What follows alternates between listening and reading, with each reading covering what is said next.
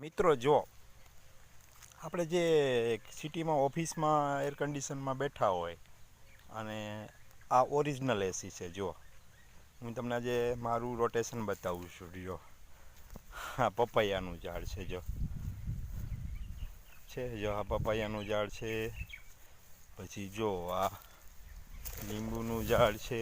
જો છે પછી આ કેળાનું ઝાડ છે.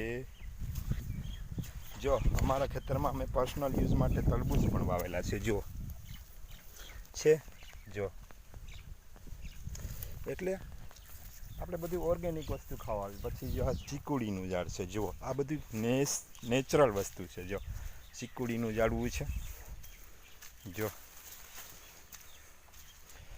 પછી તમે અહીંયા ઉનાળે બપોરે શું આવો તો ઓરિજિનલ એસી. પછી આ જાંબુનું ઝાડ છે. જો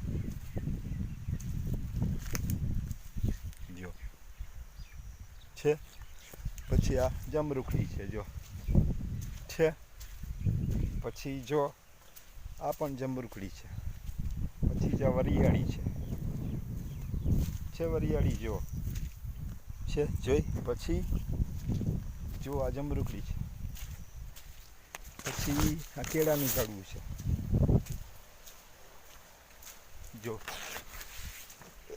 લીંબુડી છે. નારિયેળી છે. જો અહીં કેળા છે. જો કેળા છે. એક નાનકડા ખેતરમાં કેટલી વસ્તુ છે તમે જુઓ તો ખરા.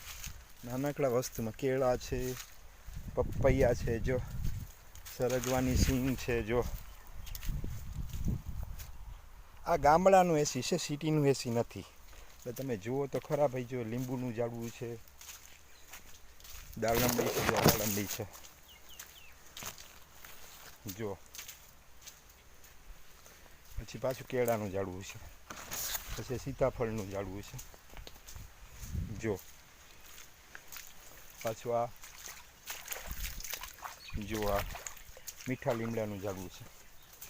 પછી આ ખારેકનું ઝાડવું છે. જો આ કયું ઝાડવું છે? ખારેકનું. જો પછી આ કયું ઝાડવું છે? આંબાના ઝાડવા છે. જો આંબામાં મોર આવી ગયા. નાનકડા છોડવામાં મોર પણ આવી ગયા. જો કેરી પણ આવી ગઈ. જો